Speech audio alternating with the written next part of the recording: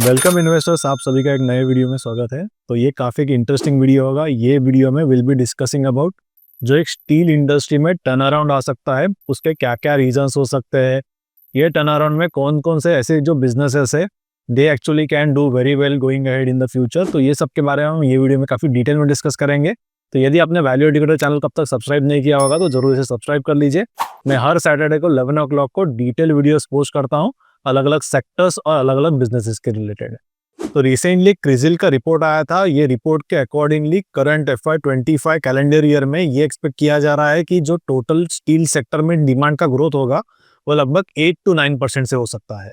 तो ये जो ग्रोथ आने वाला है स्टील इंडस्ट्री में, इसके रीजन यदि आप देखोगे तो इसमें इंजीनियरिंग सेक्टर में ग्रोथ आएगा, इंफ्रास्ट्रक्चर में ग्रोथ आएगा। इसके अलावा यदि आप सेक्टर वाइज डिमांड देखोगे स्टील का, यानी स्टील मेजरली कहाँ पे कंज्यूम होता है, तो मेजरली वो कंस्ट्रक्शन सेक्टर में होता है जो 62% है। उसके बाद में रेलवेज में है, ऑटोमोबाइल्स में है, कैपिटल गुड्स में यदि आप देखोगे तो उसमें लगभग 15% का यहाँ पे कंजम्पशन होता है। कंज्यूमर ड्यूरेबल्स में 5% है। तो ये सारे सेक्टर्स में एक अच्छा ग्रोथ आने वाला है आगे जाके। इसी वजह से जो स्टील का बेसिकली डिमांड है that is also going to grow going ahead. इसके अलावा यदि आप देखो तो India globally second largest manufacturer है स्टील के अलग अलग प्रोडक्ट्स रिलेटेड। तो फर्स्ट यदि आप देखो तो चाइना आता है, उसके बाद में इंडिया है, उसके बाद में थर्ड पोजीशन पे जापान है एंड देन फोर्थ पे यूएसए है। तो जो लास्ट 1 ईयर में लगभग जो स्टील की प्राइसेस में फॉल आया है उसके बेसिकली क्या क्या रीजंस है, तो रीजंस में यदि आप देखो तो मेजरली दो रीजंस आ जाते हैं इसमें। फर्स्ट रीजन यदि आप देखोगे तो जो डेवलप कंट्रीज है जिनके पास काफी बड़ी कैपेसिटीज है स्टील रिलेटेड, तो वहां पे कंजम्पशन कम हुआ है। मेजरली यदि आप देखो तो चाइना में बहुत ज्यादा कंजम्पशन नहीं है ये स्टील रिलेटेड प्रोडक्ट्स का, और इसीलिए चाइना से इंडिया में डंपिंग हो रहा है। और इसी वजह से यदि आप देखो तो FY25 में लगभग 6.5 मिलियन मेट्रिक टन्स का इंडिया में इंपोर्ट हुआ था स्टील रिलेटेड प्रोडक्ट्स का, जिसमें जो चाइना है वो लगभग 1.96 मिलियन मेट्रिक टन का उसका कंट्रीब्यूशन था। और इसके अलावा जापान से भी लगभग 1.4 मिलियन मेट्रिक टन्स का जो स्टील है वो इंडिया में इंपोर्ट हुआ था। यदि आप इंडिया का स्टील इंडस्ट्री देखोगे बिटवीन अप्रैल टू नवंबर, तो ये पीरियड में ट्रेड डेफिसिट था फॉर 26,468 करोड़ एंड ये 5 इयर्स में सबसे ज्यादा है। इसका यदि आप रीजन देखोगे तो इंडिया में जो इंपोर्ट होता है स्टील वो लगभग 52,868 करोड़ का है एंड जो एक्सपोर्ट होता है दैट इज 26,394। तो जो बीच का डिफरेंस है that is basically the trade deficit of the steel industry. और इसका जो रीजन है जैसे कि मैंने आपको पहले बताया that is due to the China का जो डंपिंग चल रहा है इंडिया में स्टील रिलेटेड प्रोडक्ट्स रिलेटेड, क्योंकि चाइना के पास दुनिया का सबसे बड़ा कैपेसिटी है related to the steel products. लगभग 51% का मार्केट शेयर है उनके पास। और एट द सेम टाइम क्या हुआ कि चाइना में जो कंजम्पशन है स्टील का वो एक्चुअल में कम हुआ है because of reduce focus on the real estate side. यदि आप रिसेंट डेटा देखोगे चाइना के रियल एस्टेट रिलेटेड, तो उनके जो प्रॉपर्टी के प्राइजेस है उसमें यहाँ पे डिक्रीज हुआ है, इन्वेस्टमेंट कम हुआ है, सेल्स में भी अफेक्ट आया है एंड जो न्यू कंस्ट्रक्शन है वो भी यहाँ पर सिग्निफिकेंटली रिड्यूस हुआ है, which has in turn impacted the consumption for the steel। और ये जो एक्सेस स्टील उनके पास है that is basically getting dumped into the India। तो अभी हम क्विकली देख लेते हैं कि कौन कौन से कंट्रीज पे चाइना पे क्या क्या ड्यूटीज लगाई है related to the steel products. Let's initially start with the US. तो यूएस में यदि आप देखो तो 25% का टैरिफ लगाया है स्टील एंड एल्यूमिनियम प्रोडक्ट्स पे, जो 12 मार्च 2025 से शुरू हुआ है। उसके बाद में कनाडा में भी लगभग आप देखो तो 25% का टैक्स लगाया है related to the steel and aluminium products, जो 22 नवंबर 2024 से शुरू हुआ था। EU यानी यूरोपियन यूनियन में यदि आप देखोगे तो वहां पर भी लगभग 0 to 38.1% का टैक्स है अलग अलग जो स्टील प्रोडक्ट्स है which are coming from the China. और इसके अलावा अभी फिलहाल में ही यानी 18 मार्च 2025 में एक सेफगार्ड ड्यूटी लगाया है इंडिया में for the products which are coming और getting imported from the China related to the steel products. और ये जो सेफगार्ड ड्यूटी है वो लगभग 12% का है। तो ये जो इंपोर्ट ड्यूटी लगा है चाइनीज मैन्युफैक्चरर्स पे इंडिया में इंपोर्ट करने के लिए, इसके बाद में ये एक्सपेक्ट किया जा रहा है कि स्टील की जो प्राइसेस है उसमें कुछ रिकवरी आए एंड जो स्टील प्रोड्यूसर्स है जैसे कि टाटा स्टील हो गया या JSW या जो बड़ी कंपनीज है उनके भी प्रॉफिटेबिलिटी में आगे जाके कुछ इंप्रूवमेंट आ सकता है। तो ये एक बेसिक बैकग्राउंड हो गया करंटली फिलहाल में स्टील इंडस्ट्री में क्या चल रहा है। Let's now discuss about different players जिनको ये जो स्टील की प्राइजेस है जिससे आगे जाके कुछ इंप्रूवमेंट या इंक्रीज आ सकता है, उससे क्या बेनिफिट मिल सकते हैं। एंड देन जो स्टील इंडस्ट्री का एक प्रॉक्सी प्लेयर है इसके बारे में भी हम ये वीडियो में डिटेल में डिस्कस करेंगे। तो जरूर ये जो वीडियो है वो कंप्लीट देखिए। तो पहले हम गोदावरी पावर एंड इस्पात ये कंपनी से शुरू करेंगे, जिसको GPIL भी कहा जाता है। तो एक बैकवर्ड इंटीग्रेटेड स्टील मैन्युफैक्चरर है with strong presence across the value chain, जिसमें यदि आप देखोगे तो उनके पास कैप्टिव आयन की ओवर भी है and they also manufacture the value added products which are steel based products, जिसमें आयन ओवर पैलेट्स आता है, स्टील बिलेट्स आते हैं, वायर रॉड्स है या HB wires and ferro alloys आ जाते हैं। और ये ग्राफ में एक्चुअली आप कंपेयर कर सकते हो what is their basically advantage of having the captive mines compare to suppose वो आयन ओवर जो है वो सपोज वो मार्केट से खरीदते हैं। इसके बाद में second player is Hariom pipes. तो हरिओम पाइप्स में यदि आप देखोगे तो it is again a manufacturer and supplier of iron and steel products in India. उनके स्पेसिफिक प्रोडक्ट्स में यदि आप देखोगे तो उनके पास माइल्ड स्टील के बिलेट्स है या HR पाइप्स है, CR पाइप्स है, GP pipe, GI pipes, hot rolled coils, cold roll coils, pre galvanized coils and scaffolding systems है। एंड टोटल उनके पास जो कैपेसिटी है वो लगभग 7 lakh metric ton per annum इतना है। ये टेबल में आप ये जो उनका कंप्लीट कैपेसिटी है उसके बाइफर्केशंस देख सकते हो, जहाँ पे स्पॉन्ज आयन का उनके पास 36,000 का कैपेसिटी है, इंडक्शन फर्नेस का लगभग 1,04,000 का है, rolling mill 1,25,000, then piping mill is 1,34,000, GI unit जो है वो 3 लाख का है एंड स्कैफोल्डिंग लगभग 5,000 मेट्रिक टन का है। इसके बाद में let's quickly compare the different जो मैन्युफैक्चरर से पाइप्स के उनका EBITDA पर टन क्या है। तो जैसे कि आप यहाँ पर ये चार्ट में देखोगे तो सूर्य रोशनी का सबसे ज्यादा है, जो FY24 में लगभग 5,401 रुपीज पर टन इतना था EBITDA में। उसके बाद में APL अपोलो पाइप्स आ जाता है जिनका लगभग 4,500 रुपीज है। और उसके बाद में हाईटेक पाइप्स का यदि आप देखो तो लगभग 2,900 रुपीज है। APL अपोलो पाइप्स यदि आप देखोगे तो उनके पास लगभग 50% का मार्केट शेयर है for construction pipes in India. और उनके प्रोडक्ट्स में यदि आप देखोगे then they manufacture galvanized pipes, pre galvanized tubes, structural ERW steel tubes, hollow sections या ब्लैक पाइप्स हो गए। और इसका सबका एप्लीकेशंस यदि आप देखोगे तो वो urban infrastructure, housing, irrigation, solar plants और ग्रीन हाउसेस या इसके अलावा इंजीनियरिंग एप्लीकेशंस में होता है। कंपनी के पास करंटली लगभग 10 मैन्युफैक्चरिंग यूनिट्स है एंड टोटल यदि आप कैपेसिटी देखोगे तो लगभग 3.6 million metric ton per annum इतना APL अपोलो पाइप्स के पास कैपेसिटी अवेलेबल है। इसके बाद में यदि आप हाईटेक पाइप्स का टोटल कैपेसिटी देखोगे तो वो लगभग 7,50,000 मैट्रिक टन पर एनम इतना है। और इसमें से लगभग 61% के उनके जो रेवेन्यूज है वो स्टैंडर्ड प्रोडक्ट से आते हैं एंड लगभग 36% के जो रेवेन्यूज है वो वैल्यू एडेड प्रोडक्ट से आते हैं।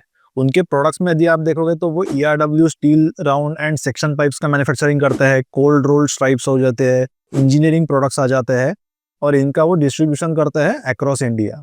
इसके बाद में सूर्य रोशनी करके एक मैन्युफैक्चरर है, इसके बारे में डिटेल में देखते हैं कि उनका बिजनेस मॉडल क्या है एंड आगे जाके क्या क्या ट्रिगर से क्या कंपनी ने कैपेक्स प्लान किया है। So let's understand more about this particular company.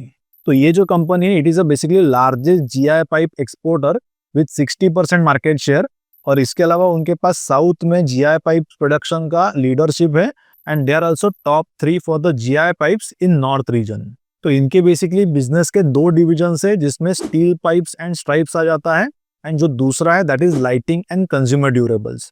Company के मेजरली जो रेवेन्यूज आते हैं वो स्टील पाइप्स एंड स्ट्राइप्स से आते हैं जो लगभग 80% के हैं एंड रिमेनिंग 20% के जो रेवेन्यूज है that is from the lighting and consumer durables. So let's initially start with the first division जो स्टील पाइप्स एंड स्ट्राइप्स का है, जिसमें उनके पास लगभग 50% का लीगेसी है and they have a very good brand name called as Prakash Surya. Surya Roshni के पास लगभग 21,000 से ज्यादा डीलर्स और रिटेलर्स है एंड मोर देन 250 डिस्ट्रीब्यूटर्स है। ये कंपनी मोर देन 50 कंट्रीज में एक्सपोर्ट भी करती है, जिसमें US, Australia, Canada, Mexico, middle east, Europe और अफ्रीका ऐसे बहुत सारे अलग अलग कंट्रीज आते हैं। और ये जो अलग अलग पाइप्स का मैन्युफैक्चरिंग वो करते हैं, यदि आप उसके एप्लीकेशंस देखोगे तो ऑयल एंड गैस में होता है, एग्रीकल्चर में होता है, कंस्ट्रक्शन इंडस्ट्री में होता है या इसके अलावा वाटर या इंफ्रास्ट्रक्चर, ऐसे बहुत ज्यादा डाइवर्स एप्लीकेशन है। और यदि आप उनके मेन प्रोडक्ट्स देखोगे तो उसमें स्ट्रक्चरल पाइप्स आता है, GI पाइप से, API ग्रेड के पाइप से, स्पाइरल पाइप से, ब्लैक एंड CR स्ट्राइप्स भी आ जाते हैं उसमें। तो ये टेबल में यदि आप देखो तो उनका आप हर एक डिवीजन जो है उसका मार्केट पोजीशनिंग देख सकते हो, जिसमें GI पाइप्स में कंपनी नंबर 1 है and they have the high growth in exports. Then API या जो 3LP कोटेड स्पाइरल पाइप्स है इसमें भी they are the leading API manufacturer with the high growth. जो ब्लैक पाइप्स है उसमें company is the top 3 in India. Hollow section pipes में again they are the leading brand and they have the DFT technology which again gives them some competitive advantage. CR stripe coils में यदि आप देखोगे they are serving in Delhi and NCR region only. इसके बाद में ये chart बहुत interesting chart है जहां पर एक्चुअली आपको दिखेगा कि their focus is more towards moving from low value products to high value products, यानी जहां पर एबिटा पर टन इंक्रीमेंटली बेटर है। तो यहाँ पर आप सारे प्रोडक्ट्स का एबिटा पर टन देख सकते हो एंड नीचे जो टोटल एबिटा पर टन है वो पर्टिकुलर फाइनेंशियल ईयर का वो भी आपको मिल जाएगा। तो ओवरऑल आप ये देख सकते हो कि over the period of time her year में उन्होंने एबिटा पर टन जो है वो इम्प्रूव किया है कंपेयर टू प्रीवियस ईयर। तो 2020 फाइनेंशियल ईयर में उनका कंबाइंड जो एबिटा पर टन था वो सिर्फ 3256 था, जो इंक्रीज होकर 21 में 3525 हुआ and again it has reach to 6500 in 2023। 24 में यहाँ पे थोड़ा डिप आया है, it is because of the fall in the steel prices. तो यदि आपको अब तक वीडियो पसंद आया होगा तो जरूर से लाइक कर दीजिए एंड यदि आपको हमारे स्प्रिंट फिलोसॉफी के बारे में और डिटेल में जानना है कि हम अलग अलग स्टॉक्स कैसे सिलेक्ट करते हैं इसके बारे में जानना है तो जरूर मेरे वेबसाइट पे जाके आपको सारी जो डिटेल्स है अबाउट और स्प्रिंट फिलोसॉफी वो मिल जाएंगे। And if you also want to take a sprint in your portfolio जरूर आप मुझे नीचे कमेंट सेक्शन में स्प्रिंट करके लिखिए अलॉन्ग विथ आपका क्या नाम है और आप कहाँ से हो। तो सूर्य रोशनी का जो फर्स्ट रेवेन्यू स्ट्रीम था जहां से उनके लगभग 80% के रेवेन्यूज आते हैं जो स्टील रिलेटेड था, इसके बाद में let's discuss about their second section या सेकंड सेगमेंट जो 20% के रेवेन्यू का कंट्रीब्यूट करता है, जिसमें उनका जो प्रेजेंस है that is related to the lighting products. और ये जो लाइटिंग का सेगमेंट है वो उन्होंने 1984 में शुरू किया था, but later in 2014 they have also entered into consumer durable segment जहाँ पे वो wide variety of products offer करता है जिसमें अलग अलग टाइप्स के फैंस आते हैं जैसे कि सीलिंग हो गया या पेडिस्टल हो गया या वॉल फैन हो गया।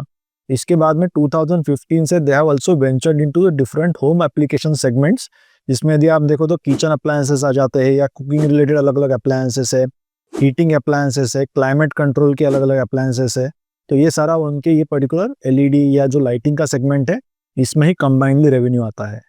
यहाँ पे आप उनके जो सेगमेंट स्पेसिफिक रेवेन्यूज और जो एबिटा है उसके डिटेल्स देख सकते हो।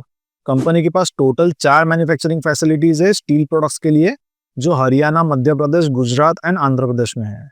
इसके अलावा उनका जो सेकंड सेगमेंट है लाइटिंग एंड कंज्यूमर ड्यूरेबल्स का डिवीजन, उसमें उनके पास 3 मैन्युफैक्चरिंग फैसिलिटीज है जो उत्तराखंड और मध्य प्रदेश में है एंड इसके अलावा दिल्ली में उनके पास एक R&D सेंटर भी है। टोटल यदि आप कैपेसिटी देखेंगे उनके अलग अलग प्रोडक्ट्स की तो इसमें ERW पाइप्स का लगभग 9.61 lakh metric ton per annum है, स्पाइरल पाइप्स का 2 लाख मैट्रिक टन है। इसके अलावा 3LP जो कोटिंग है उसका जो कैपेसिटी है वो लगभग 27.5 लाख स्क्वायर मीटर्स इतना है। CR शीट्स जो है वो 1.15 लाख है। PVC पाइप्स 12,500 MTPA है। LED बल्ब्स का जो है वो 90 मिलियन पर एनम है एंड बाकी कैपेसिटीज भी आप यहाँ पर देख सकते हो। अभी हम उनके कैपेक्स के बारे में डिटेल देखते हैं तो यदि आप देखो तो कंपनी का जो प्लान है लगभग 500 करोड़ के कैपेक्स का है, जिसमें उनके एग्जिस्टिंग 1.2 मिलियन मैट्रिक टन की जो कैपेसिटी है वो उनको इंक्रीज करके लगभग 2 मिलियन मैट्रिक टन इतनी करनी है। और ये जो एक्सपांशन है जो कैपेक्स है वो उन्होंने 3 फेजेस में यहाँ पर डिवाइड किया है। इसमें से यदि आप फर्स्ट फेज देखोगे तो वो 100 करोड़ का कैपेक्स है जो ब्राउनफील्ड का कैपेक्स है और वो 2025 फाइनेंशियल ईयर में कंप्लीट हो जाएगा। इसके बाद में जो सेकंड कैपेक्स है अगेन वो ब्राउनफील्ड कैपेक्स होगा which is focus majorly on the large diameter pipes जो 150 करोड़ का कैपेक्स है वो उनके हिंदपुर और भुज के फैसिलिटी में होगा जहां पर they will be focusing on 8 inch to 12 inch diameter के जो पाइप्स है and this capex is expected to completed till FY26। And जो थर्ड कैपेक्स होगा that will be the greenfield capex जहां पर they will be setting up the capacity in Maharashtra और उसके लिए लगभग 300 करोड़ का कैपेक्स लगेगा। और इसमें से लगभग 50 करोड़ जो होगा वो लैंड के लिए लगेगा एंड रिमेनिंग 200 टू 250 करोड़ जो होगा वो एक्चुअल में यहाँ पर एक्सपेंशन के लिए लगेगा फॉर देयर फर्दर ग्रोथ। तो ये जो टोटल 500 करोड़ का कैपेक्स है उसमें से 200 करोड़ का capex they are expecting to complete in this financial year and remaining जो 300 करोड़ का कैपेक्स है वो फेज वाइज FY27 और FY28 तक वो कंप्लीट करेंगे। इसके अलावा कंपनी ने Q3 2025 में और एक नए कैपेक्स का यहाँ पर अनाउंसमेंट किया है जो लगभग 25 करोड़ का होगा उनके लाइटिंग डिवीजन में। और ये जो 25 करोड़ का कैपेक्स है इट विल गिव लगभग 100 करोड़ का एडिशनल रेवेन्यू इन ईयर 1, 200 का in second year and subsequently 300 crore तक का एडिशनल रेवेन्यू उनको ये कैपेक्स से मिल सकता है। और ये जो 25 करोड़ का कैपेक्स है that is actually additional capex compare to जो 500 करोड़ का कैपेक्स के बारे में हमने पहले डिस्कस किया था। इसके बाद में अभी देख लेते हैं कि कंपनी का फ्यूचर का क्या आउटलुक है। तो यदि आप कंपनी का टोटल ऑर्डर बुक देखोगे तो उनके पास स्टील डिवीजन के लिए लगभग 600 करोड़ का ऑर्डर बुक है जिसमें उनके पास oil and gas and water sector से काफ़ी ऑर्डर्स अवेलेबल है। इसके अलावा उनका जो लाइटिंग का डिवीजन है, इसमें कंपनी के पास लगभग 150 करोड़ का ऑर्डर बुक करंटली अवेलेबल है। मैनेजमेंट ने करंट फाइनेंशियल ईयर का जो वॉल्यूम का गाइडेंस है वो 7 to 8% का दिया है, बट गोइंग अहेड जैसे उनके कैपेक्स कंप्लीट हो गए, ये जो रेवेन्यू का गाइडेंस है that will B 12 to 15% going ahead. इसके अलावा कंपनी का यदि हम करंटली एबिटा पर टन देखेंगे तो लगभग वो 5200 रुपीज पर टन है। एंड मैनेजमेंट ने ये गाइड किया है कि इन फ्यूचर जैसे ही कैपेक्स कंप्लीट होगा, ये एबिटा पर टन 7000 रुपीज तक यहाँ पर आगे जाके इंक्रीज हो सकता है। इसके बाद में let's now discuss about the company में क्या क्या रिस्क हो सकता है। तो first very important risk in this company is steel industry काफी सिक्लिकल इंडस्ट्री होता है, तो जब भी स्टील के प्राइसेस यहाँ पर गिरते हैं then they can have the inventory losses also, and then similarly they can gain the inventory में प्रॉफिट्स व्हेन स्टील की प्राइसेस जो है वो इंक्रीज होती है। तो एक सिक्लिकल इंडस्ट्री है, ये हमें देखना है। इसके अलावा यदि आप देखो तो उनका जो कंप्लीट बिजनेस है that is dependent on the government की क्या पॉलिसीज है। जैसे कि मैंने आपको पहले बताया कि करंटली गवर्नमेंट ने 12% का इंपोर्ट का ड्यूटी लगाया है चाइना पे, तो ये ड्यूटी में जो भी चेंजेस होते हैं सपोज आगे जाके, that will directly impact the business model of Surya Roshni. So that was all about Surya Roshni. आपको वीडियो यदि अच्छा लगा होगा तो जरूर इसे लाइक कर दीजिए, मेरे चैनल को सब्सक्राइब कीजिए एंड बेल आइकन पे क्लिक कीजिए ताकि ऐसे जो वीडियोस है वो आपको आगे जाके भी मिलते रहे। और ये जो सारे यूट्यूब पे वीडियोस मैंने क्रिएट किए that is not for the recommendation, we don't recommend anything on the YouTube platform. हमारा एक सेपरेट रिकमेंडेशन का मॉडल पोर्टफोलियो का सर्विस है, डेफिनेटली आप जिसको चेक कर सकते हो। तो ऐसे ही काफ़ी इंटरेस्टिंग वीडियोस मैं हर सैटरडे को 11 o'clock को पोस्ट करता हूँ, तो जरूर ये जो वीडियोस है वो देखते रहिए और आपके सारे फ्रेंड्स एंड फैमिली के साथ भी जरूर शेयर कीजिए।